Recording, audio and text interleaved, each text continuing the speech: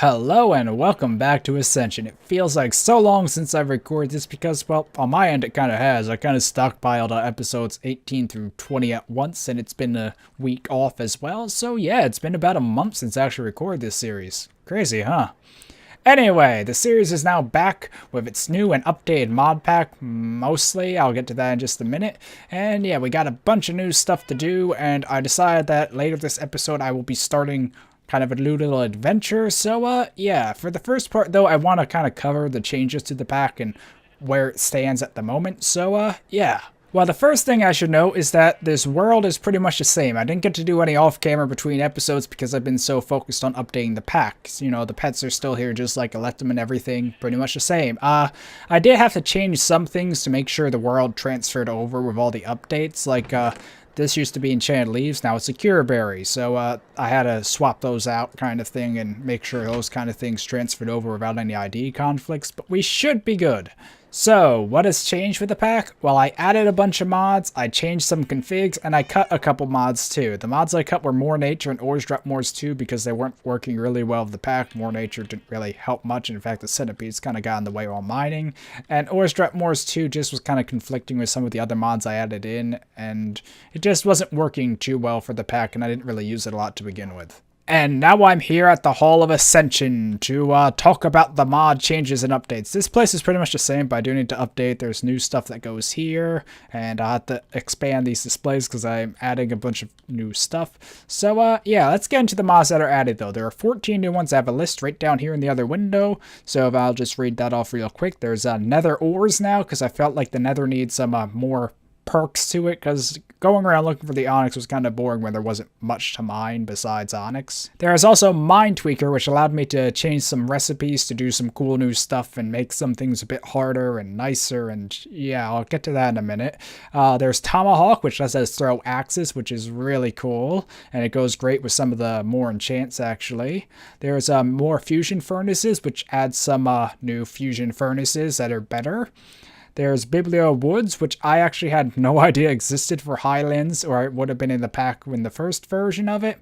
Pretty much it adds wood compatibility for the Highlands Woods, so I can get better item cases and shelves to better match the room. I think there's a white one from one of the Highlands Woods, so that would be really cool and something I'll need to work on. There's Invisible Lights, which is a really cool mod that lets you add lights that are invisible, so I can just kind of like put lights up in these corners to make it look bright without having all these lights in the walls and such, and not having to have torches everywhere. So yeah, I'll have to look into that and updating the base soon. Another one is Obsidian Boats, which adds a boat that can sail in lava, which I made a bit more high cost because of its overpoweredness, but yeah, it should be really helpful for when we head back to the nether. Then there's also Hopper Ducks, which is kind of like a vanilla style piping system to transport items around, which might be nice for a bit more automation later on. I tried to shy away from anything too automated or techy, but it seemed to work nicely with the pack and the other mods like Redstone Based. There's also Doom-like dungeons, which are these really huge epic dungeons that I set to be very hard with a lot of really cool loot, and yeah, they should be interesting and a good challenge once we find one. There's also Dragon Mounts, which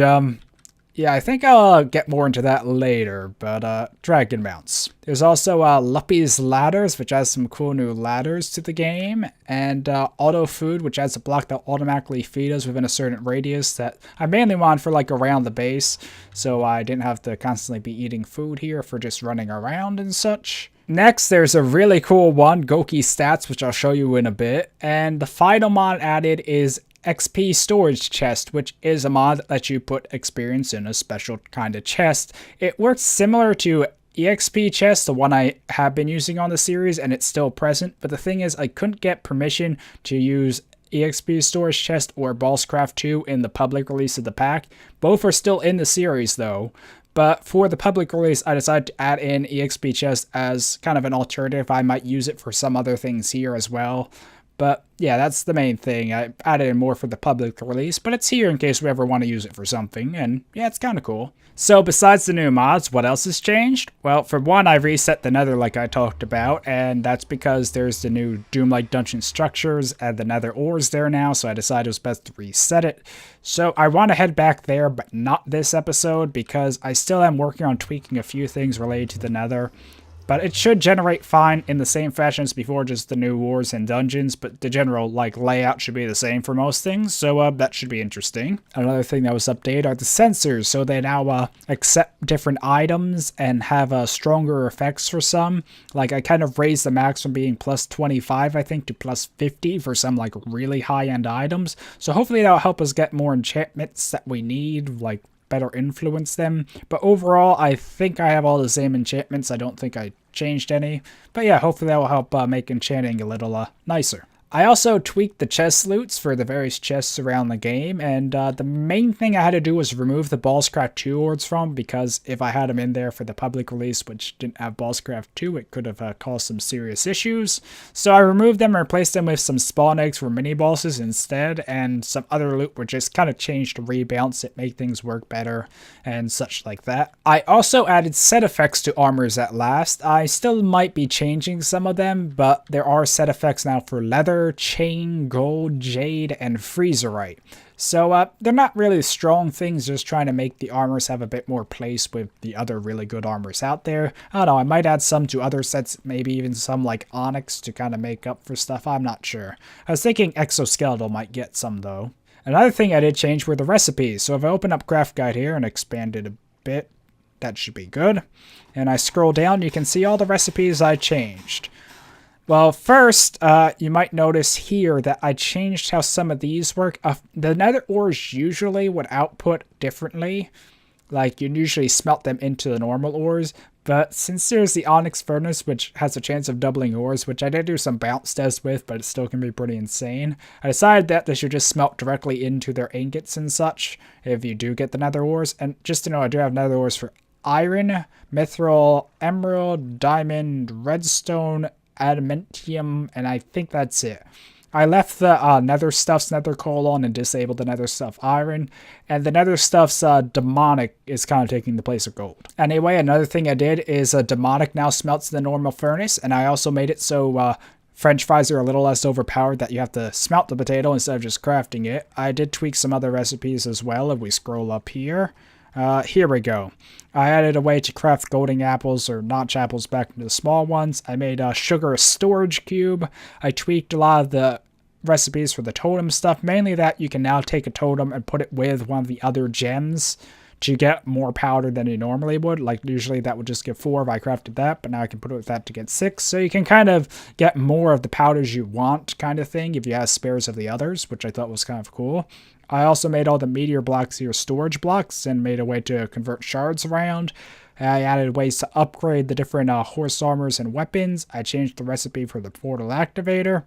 I customized a lot of other recipes. I had ways to kind of convert the different meteor stuff using the magic essence and upgrade a lot of the Eldritch Empire's recipes to be a bit harder and more challenging. I also tweaked those because that used to give, I think, 6 and that used to give 2. I decided to even it out. I also updated the wall and fence recipes a bit. I updated the nether stuff's fences to be more consistent with the other fences because of how Fancy Fences tweaks them. And I remember in the first episode I complained how that only outputted 1 wall per 6 blanks, so I decided to change it because if I search wall here, you'll see for all the others it's 6. Yet for some reason the wood ones only output 1. So I changed it so it's more consistent, and yeah. I also tweaked some other various recipes, like I made the enchanted TNT a bit better. I nerfed the carrots because they were kind of overpowered, and I also changed that to not require a notch apple. Changed some of the teleporter recipes and such from ender stuffs. Not much has really changed to be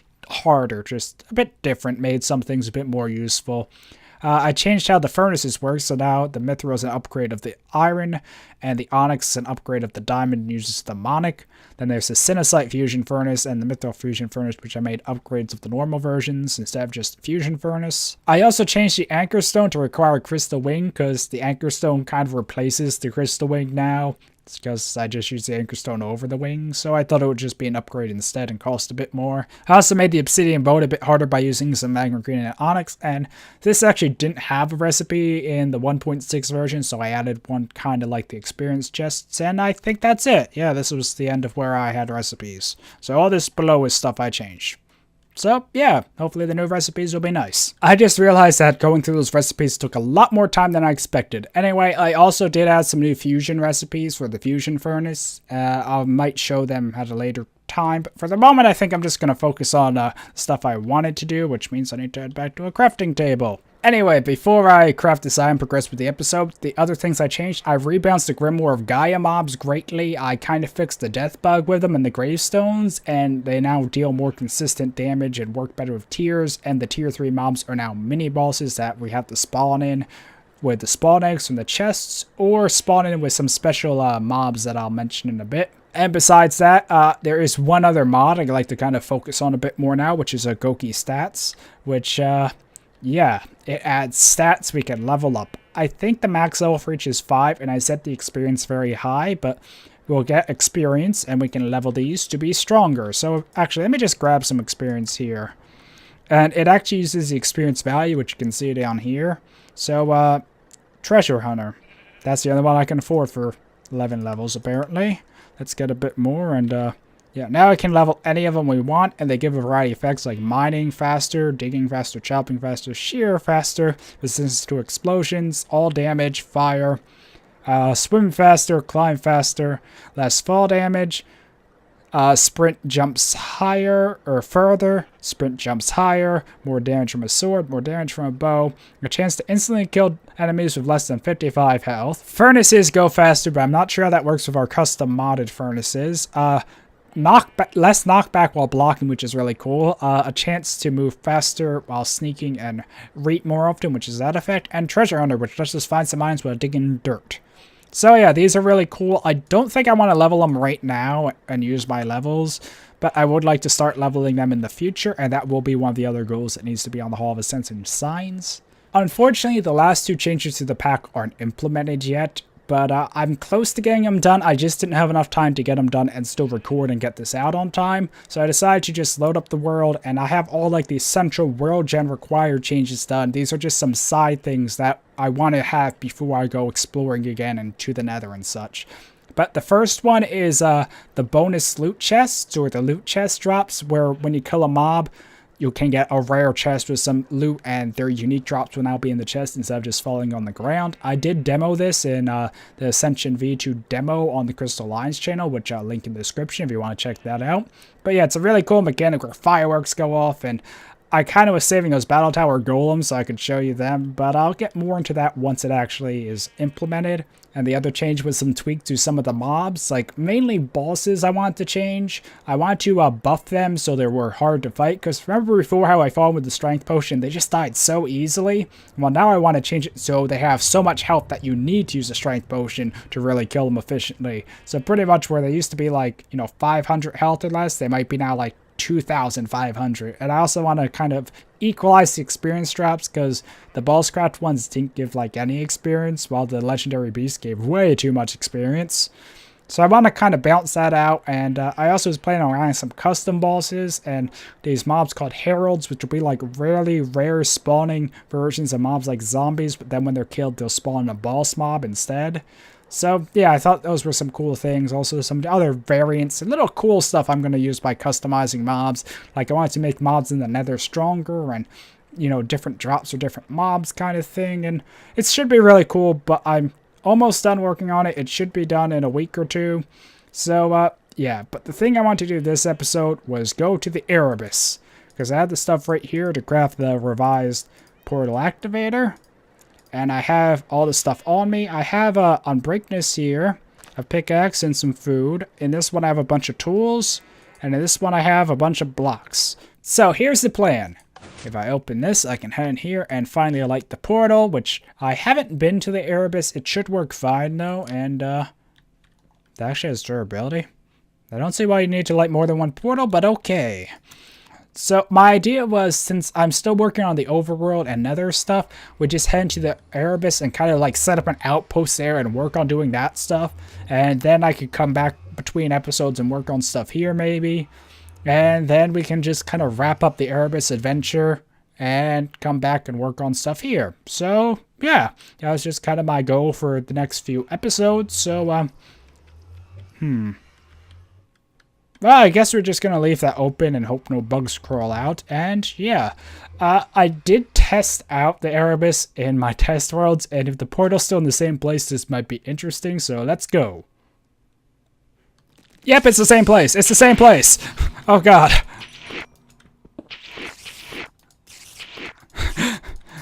But yeah, I'm not really sure what to make of this, and I probably should have torches in my inventory. Pretty much in the test world, this is what happened as well. I think I have torches in here. Oh god, they broke the portal. I guess that's why the portal activator is more than one use. And, not bright enough, not bright enough! Well, as cool as a string farm would be, I think this is too dangerous. I'm not sure if I really want to break the spawner, though. Let's see if I can avoid breaking it for now. And I just realized I'm breaking Weds of Unbreakness. That's probably not the best thing to do. I don't know. Maybe I can find a way to better neutralize this. There seems to be a web under it as well. Anyway, let's see what's in the chest. Okay, not much. I was hoping for something rare like the max speed bow. That would have been amazing. Nope, they keep spawning.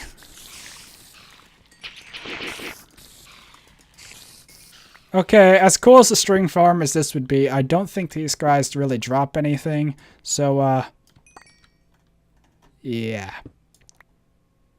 Okay. Whew. We can always make a spider spawner for string, and this should take us back to our portal now. Let's just make sure, because, you know, it got put out. Ta-da! Okay. So, we kind of already have a nice little base here, so I'm just going to get it set up real quick, and then we can head out and start exploring. And why did it show me that? Where are the mob? Yeah, this is not good. 1 second. Okay, so I kind of set up a little base here. I kind of unpacked my chest, and here's the stuff from one backpack, and here's the stuff in the other. One thing I do want to know, I brought this because I wanted the looting, because I know a lot of the stuff you get from the Erebus is kind of mob drop, so I thought that would speed things up. So yeah, I want to grab some stuff. Actually, the Anchor Stone's one thing I did want to do. I brought some stuff for Arcane Scrolls, in case I want to make more scrolls here, because I kind of don't want to run back to the base for stuff. You know, I thought it would be more interesting if I, you know, did kind of like everything here, and if I bind that. And this should work here, right? Yep.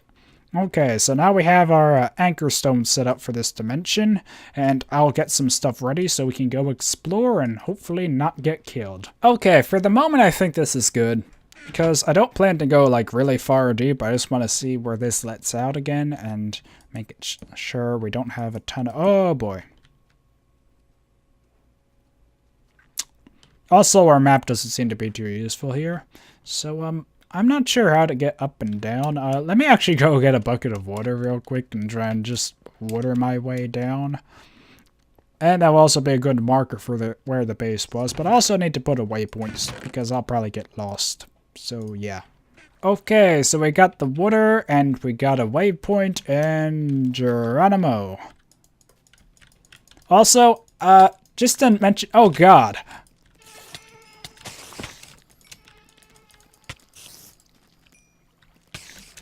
I thought I turned off custom mob names.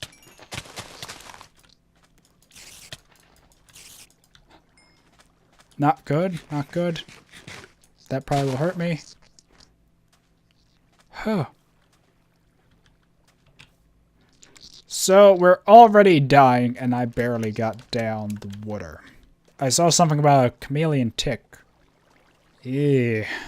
I have a feeling I'm going to grow to hate this place. But as I was trying to say, I actually don't know too much about the Erebus. Like, I tested it out. I explored around before, like, creative. I know it's very hard and hostile. And I know it has a bunch of really cool ores. Not sure why they're being named that.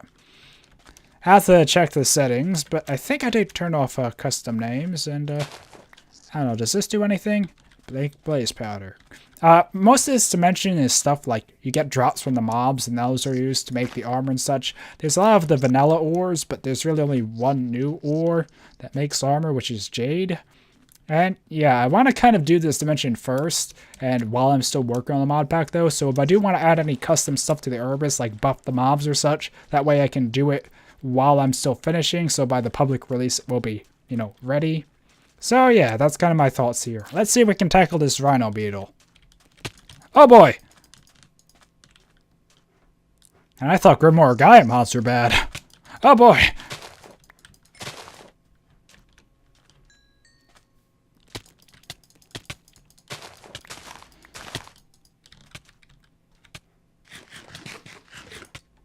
Whew. I probably should have brought my bow. Oh, the fire didn't kill him. Oh god! He's charging! I'm gonna die! Not dying to a beetle. Not yet. Ah! I thought I saw the chameleon tick, but it, well, chameleon, it blended. Hi. Ooh, camouflage powder. I heard about that, but didn't know how rare it was. Not sure what it does either, but some of this stuff might not even have functions yet, or I don't know. They might have functions that are hard to find out. I really want to kill that guy, though. Okay, I think I have enough health. Let's just go for it. Whew. And exoskeletal plates. This is really important because it makes the exoskeletal armor, which isn't so good. It also makes the reinforced plates, which makes the reinforced armor, which is really good and used to make the ultimate gear, like the glider chest plate and all that stuff. So we'll need to get a bunch of those, which is why I brought the looting sword. Also, the Erebus has a lot of really cool woods. Hopefully I'll have a bibliocraft support that I can add eventually. But what do we have here? Eucalyptus, which I think makes a nice white plank. So yeah, I don't know. I have to look around at this stuff. Here's some, oh boy, that spawns a mob. I didn't know that.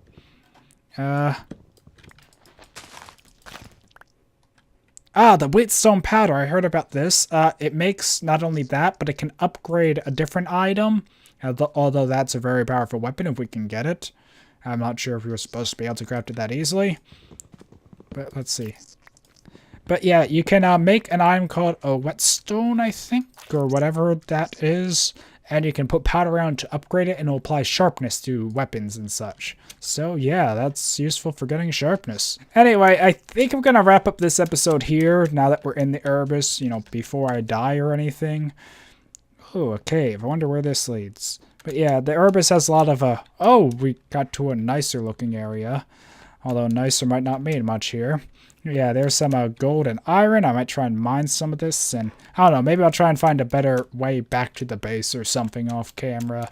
And in the next episode, we'll pick up exploring the Erebus and trying to find some of the rare dungeon things. There's not a lot of dungeons, but there are some, and some of the mobs and such. So yeah, red gems. Those don't do much that I know of. But yeah, anyway, hopefully you enjoyed this episode and are looking forward to seeing more of the updated mod pack. And until next time, goodbye.